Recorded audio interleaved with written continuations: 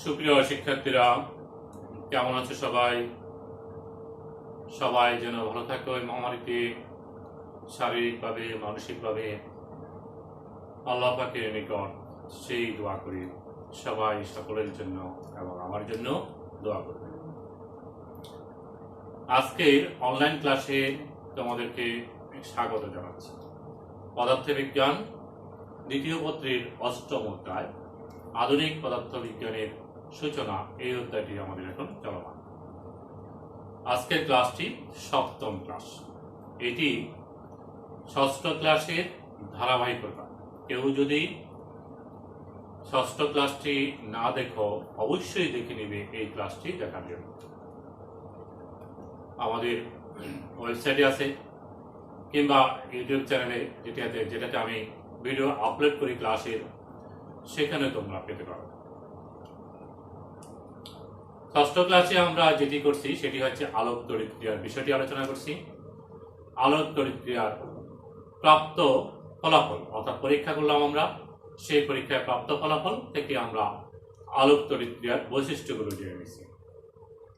আলোক তড়িৎ ক্রিয়াটি যথোপযুক্ত কম্পাঙ্ক বিশিষ্ট বিকিরণ যখন কোনো ধাতব পদার্থের উপর আপতিত হয়, তখন সেখান থেকে ইলেকট্রন নিঃসরণ হয়। ইলেকট্রন নিঃসরণ বা নির্গমনের এই ঘটনাকে বলা হয় আলোক তড়িৎ ক্রিয়া। আলোক তড়িৎ ক্রিয়ার প্রদর্শনের পরীক্ষা আলোচনা করে আমরা সেই পরীক্ষালব্ধ ফলাফল পেলাম, সেটি হচ্ছে ফটোতড়িৎ ক্রিয়া কিংবা আলোক তড়িৎ ক্রিয়ার বৈশিষ্ট্য। সেই বৈশিষ্ট্যগুলো কি ছিল? আলোক তড়িৎ ক্রিয়া একটি তাৎক্ষণিক ঘটনা। আলোক তড়িৎ ক্রিয়ার ফটো ইলেকট্রনের গতিশক্তি আপতিত বিকিরণের তীব্রতার উপর নয়, কম্পাঙ্কের উপর নির্ভরশীল। ফটো প্রবাহ আলোর তীব্রতার উপর নির্ভর করে এবং আপতন যখন হবে, আলোকরশ্মির বিকিরণ যখন আপতিত হবে, আলোক তড়িৎ ক্রিয়া সংঘটনের জন্য ন্যূনতম কম্পাঙ্ক বিশিষ্ট একটি বিকিরণের প্রয়োজন। সেই ন্যূনতম কম্পাঙ্ক বিশিষ্ট বিকিরণের কম্পাঙ্ককে বলা হয় সূচন কম্পাঙ্ক। এই সূচন কম্পাঙ্কের ধারণা, এগুলো আমরা ফটোতড়িৎ ক্রিয়া পেলাম। তো সেই বিষয়গুলো আমরা আজকের আলোচ্য বিষয় হচ্ছে আমাদের প্রথম আলোক তড়িৎ ক্রিয়ার ব্যাখ্যা, চিরায়ত তরঙ্গ তত্ত্বের ব্যাখ্যা।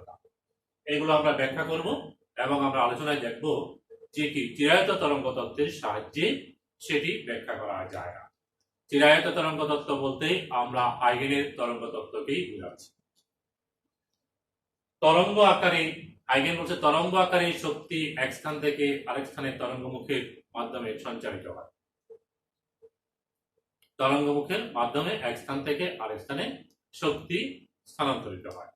এখন তরঙ্গ আকারে যদি শক্তি স্থানান্তরিত হয়, তাহলে আপতিত বিকিরণ যখন ধাতব পদার্থের ইলেকট্রনের সাথে সংঘর্ষ হবে, সেই তরঙ্গমুখ থেকেই ইলেকট্রন শক্তি সংগ্রহ করবে। তরঙ্গমুখের ভিতরে তরঙ্গমুখের সমগ্র অংশে বিকিরণের শক্তি বণ্টিত থাকে। আপতিত বিকিরণের তরঙ্গমুখীর সামান্য একটি অংশ ইলেকট্রনের সাথে সংস্পর্শে আসে। ইলেকট্রন তাহলে সেখান থেকে শক্তি যেটা পায় খুব সামান্য পরিমাণে হবে।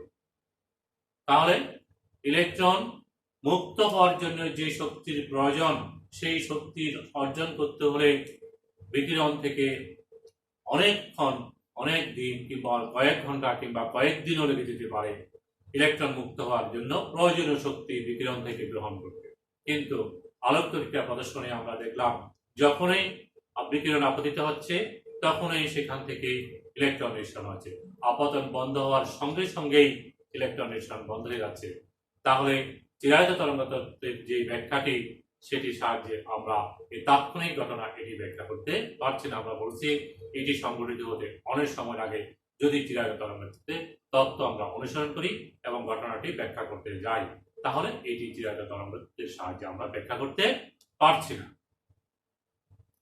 কোয়ান্টাম তত্ত্বের সফলতা আমরা এখন আলোচনা করব। কোয়ান্টাম তত্ত্বের সফলতা। কোয়ান্টাম তত্ত্ব অনুসারে বিকিরণ আসে এক একটি ফোটন আকার। ফোটন হচ্ছে বিকিরণের অবিভাজ্য একক বা শক্তির, আমরা বলি এনার্জি অফ অ্যাটম, অর্থাৎ পরমাণু বলে থাকি শক্তির পরমাণু, অর্থাৎ শক্তির একটি একক। তাহলে এই ফোটন থেকে শক্তি সংগ্রহ করে। এক একটি ফোটনের সাথেই ইলেকট্রনের সংঘর্ষ হয়, এক একটি ফোটনের সাথে এক একটি ইলেকট্রনের সংঘর্ষ হয়, এবং সেখানে যেহেতু ইলেকট্রনগুলো ফোটন থেকে শক্তি সংগ্রহ করে এবং সেই শক্তির ভাগ আর কাউকে দেয় না, সুতরাং সেখানে যে সংঘর্ষটা হয় সেটি হয় স্থিতিস্থাপক সংঘর্ষ। স্থিতিস্থাপক সংঘর্ষে শক্তির তাৎক্ষণিক হস্তান্তর হয়, সুতরাং এটি তাৎক্ষণিক ঘটনা হতে পারে। তাহলে এই যে তাৎক্ষণিক ঘটনা, এটি আমরা চিরায়ত তরঙ্গ তত্ত্বের সাহায্যে ব্যাখ্যা করতে পারলাম না, কিন্তু কোয়ান্টাম তত্ত্বের সাহায্যে সেটি ব্যাখ্যা করা যাচ্ছে। ঠিক আছে। আচ্ছা, দ্বিতীয়টা দেখো, ফটো ইলেকট্রনের গতিশক্তি আপতিত বিকিরণের তীব্রতার উপর নয়, কম্পাঙ্কের উপর নির্ভর করে। চিরায়ত তরঙ্গ তত্ত্ব বলে বিকিরণের শক্তি হচ্ছে তীব্রতা, তীব্রতা বেশি হলে শক্তি বেশি হবে। কিন্তু আমরা পরীক্ষালব্ধ ফলাফল থেকে দেখলাম তীব্রতা বেশি হলেও গতিশক্তি বাড়ে না, কারণ কোয়ান্টাম তত্ত্ব অনুসারে আমরা জানি আপতিত বিকিরণের কম্পাঙ্ক উপর নির্ভর করে তার শক্তি, তীব্রতার উপর নয়। কম্পাঙ্কের উপর নির্ভর হওয়ার কারণে আমরা দেখতে পাই বিকিরণের কম্পাঙ্ক যদি পরিবর্তন করি তাহলে তার গতিশক্তিও, নির্গত ইলেকট্রনের গতিশক্তিও পরিবর্তন হয়। তাহলে এটিও চিরায়ত তরঙ্গ তত্ত্বের সাহায্যে ব্যাখ্যা করা যাচ্ছে না, কোয়ান্টাম তত্ত্বের সাহায্যে সেটি আমরা ব্যাখ্যা করতে পারি। তৃতীয় বৈশিষ্ট্য হচ্ছে কি, পটল প্রবাহ আলোর তীব্রতার উপর নির্ভর করে। পটল প্রবাহ মানে যে ইলেকট্রনগুলো নিঃসরণ হয় তাকে আমরা ফটো ইলেকট্রন বলি, এবং যার কারণে এই ফটো ইলেকট্রনের কারণে যে প্রবাহটা পাই, আলোক তড়িৎক্রিয়ার কারণে যে প্রবাহটা পাই তাকে আমরা বলি পট প্রবাহ। বেশি সংখ্যক আলো যদি আসে, অর্থাৎ আলোর তীব্রতা যদি বেশি হয়, তাহলে আমরা দেখতে পাই ফটো প্রবাহ বাড়ে। এটি চিরায়ত তরঙ্গ তত্ত্বের মতে সঠিক, কারণ তীব্রতার উপরে নির্ভর করে, তাহলে প্রবাহটা বাড়বে। আবার কোয়ান্টাম তত্ত্বের মতে তাও সঠিক, কারণ কোয়ান্টাম তত্ত্বের মতে ব্যাখ্যায় বলা হচ্ছে যে কি, তীব্রতা যখন বেশি হয় তাহলে বেশি সংখ্যক ফোটন আসবে, তাহলে বেশি সংখ্যক ফোটন যখন আপতিত হবে, বেশি সংখ্যক ইলেকট্রনের সাথে সংঘর্ষ হবে, বেশি সংখ্যক ইলেকট্রন মুক্ত হওয়ার সুযোগ থাকবে। সুতরাং আলোর তীব্রতার উপরেই ফটো প্রবাহটা নির্ভর করে। এটি কিন্তু চিরায়ত তরঙ্গ তত্ত্ব এবং কোয়ান্টাম তত্ত্বের সাথে মিল আছে, অর্থাৎ এখানে কোনো দ্বৈততা নেই। তাহলে এটি আমরা ব্যাখ্যা করতে সক্ষম চিরায়ত তরঙ্গ তত্ত্বের সাহায্যেও, কোয়ান্টাম তত্ত্বের সাহায্যেও। সূচন কম্পাঙ্কের ধারণা, এই সূচন কম্পাঙ্কের বিষয়টি তরঙ্গ তত্ত্বে নাই। তরঙ্গ তত্ত্বে বলা হচ্ছে কি, তরঙ্গের শক্তি নির্ভর করে তীব্রতার উপর, কম্পাঙ্কের ধারণা সেখানে নাই। আর কোয়ান্টাম তত্ত্বে কিন্তু আছে। কোয়ান্টাম তত্ত্বে বলা হচ্ছে যে বিকিরণ আপতিত হয় যে সেটি কোয়ান্টা বা ফোটন আকারে, ফোটন। এই কোয়ান্টা বা ফোটনের শক্তি নির্ভর করে কম্পাঙ্কের উপর, সুতরাং কম্পাঙ্কের ধারণা এখানে ব্যাখ্যা করা যায়। আইনস্টাইনের সমীকরণের সাহায্যে সেটি আমরা ব্যাখ্যা করতে পারবো। কারণ ইলেকট্রন মুক্ত করার জন্য ন্যূনতম একটি শক্তি লাগবে, কারণ ইলেকট্রনগুলো নিউক্লিয়াসের সাথে আবদ্ধ থাকে। তাহলে ন্যূনতম একটি শক্তি যদি আসে, তাহলে পাই যদি গ্রহণ করতে পারে মুক্ত হতে পারবে। এই ন্যূনতম কম্পাঙ্ক বিশিষ্ট প্রোটনের কম্পাঙ্ককে বলা হচ্ছে সূচন কম্পাঙ্ক, অর্থাৎ আপত্য বিকিরণের কম্পাঙ্ককে সূচন কম্পাঙ্ক বলে। তাহলে এটিও আমরা কোয়ান্টাম তত্ত্বের থেকে ব্যাখ্যা করতে পারি। তাহলে এই ছিল আমাদের চিরায়ত তরঙ্গ তত্ত্বের ব্যর্থতা এবং চিরায়ত তরঙ্গ তত্ত্বের ব্যর্থতা এবং কোয়ান্টাম তত্ত্বের সফলতা। আমরা দুটো একসাথে আলোচনা করলাম, আলোক তড়িৎক্রিয়া ব্যাখ্যা, চিরায়ত তরঙ্গ তত্ত্বের ব্যর্থতা, কোয়ান্টাম তত্ত্বের সফলতা।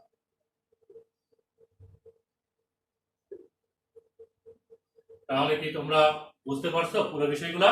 চারটা বিষয় আমরা আলোচনা করলাম, যে তাৎক্ষণিক ঘটনা, ফটো ইলেকট্রনের গতিশক্তি আপতিত বিকিরণের কম্পাঙ্কের উপর নির্ভর করে, ফটো প্রবাহ তীব্রতার উপর নির্ভর করে, সূচন কম্পাঙ্কের ধারণা। এগুলো আমরা কোথায় পাইছি? এগুলো আমরা পরীক্ষালব্ধ ফলাফল, আলোক তড়িৎক্রিয়া প্রদর্শনের পরীক্ষালব্ধ ফলাফল, যেটিকে আমরা বলছি আলোক তড়িৎক্রিয়ার বৈশিষ্ট্য, সেই বিষয়গুলো আমরা আজকে এখন আলোচনা করলাম চিরায়ত তরঙ্গ তত্ত্বের সাহায্যে, অর্থাৎ হাইগেনের তরঙ্গ তত্ত্বের সাহায্যে এবং ম্যাক্স প্ল্যাঙ্কের কোয়ান্টাম তত্ত্বের সাহায্যে ব্যাখ্যা করে আমরা একটা দেখলাম চিরায়ত তরঙ্গ তত্ত্ব তথা হাইগেনের তত্ত্বের সাহায্যে ব্যাখ্যা করা যাচ্ছে না, কিন্তু কোয়ান্টাম তত্ত্বের সাহায্যে এটি ব্যাখ্যা করা গেল। এখন আসো আমরা আজকে মুখ্য আলোচনা বিষয়, যেটি খুব গুরুত্বপূর্ণ বিষয়, সেটি একটু আলোচনা করব। এটির উপর আমাদের গাণিতিক সমস্যাগুলো আসে, পরীক্ষায় আমাদের বেশি করে দেখতে হয় পরীক্ষার জন্য। বিষয়টা কি? কোয়ান্টাম তত্ত্ব অনুসারে আলোক তড়িৎক্রিয়ার ব্যাখ্যা।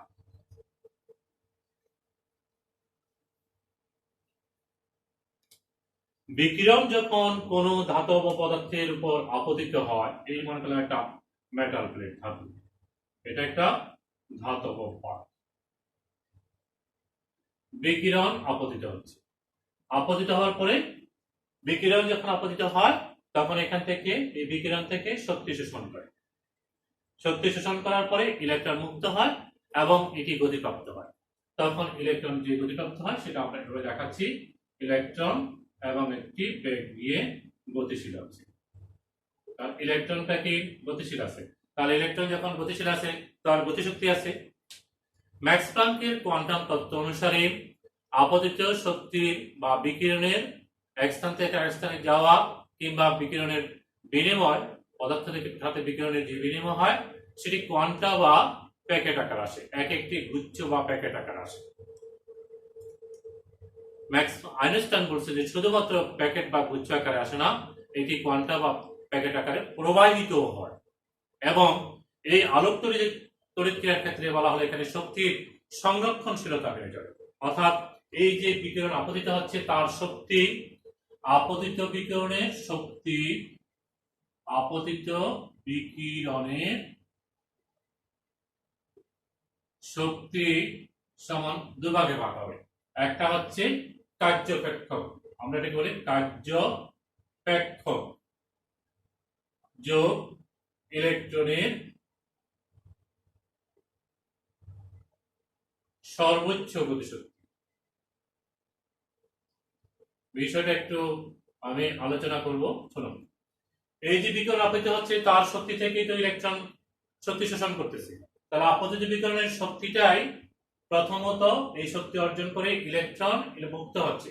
ইলেকট্রন মুক্ত হওয়ার জন্য যে শক্তির প্রয়োজন তথা যে পরিমাণ কাজ করতে হয় সেটিকে বলা হয় কার্যপেক্ষক।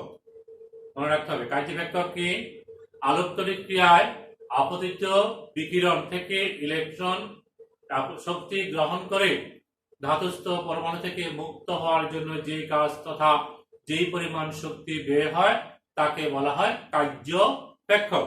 এই কার্যপেক্ষককে আমরা সাই দ্বারা প্রকাশ করি, ডব্লিউ নট দ্বারা প্রকাশ করি, ওয়ার্ক ফাংশন এটা। তাহলে সাই দ্বারা প্রকাশ করি আমরা, এটা হবে এইচ এফ নট। আমরা জানি ম্যাক্স প্লাঙ্কের কোয়ান্টাম তত্ত্ব অনুসারে বিকিরণের কম্পাঙ্ক যদি একই থাকে তাহলে এই যে আপতিত বিকিরণ শক্তি হচ্ছে এইচ এফ, যেখানে এইচটা হচ্ছে প্লাঙ্ক ধ্রুবক 6.63 ইনটু 10⁻⁻34 জুল সেকেন্ড, এটি আমরা জানি। এই হচ্ছে আপতিত বিকিরণের শক্তি বা কোয়ান্টা বা ফোটনের শক্তি, এইচ হচ্ছে প্লাঙ্ক ধ্রুবক, এক হচ্ছে কম্পাঙ্ক।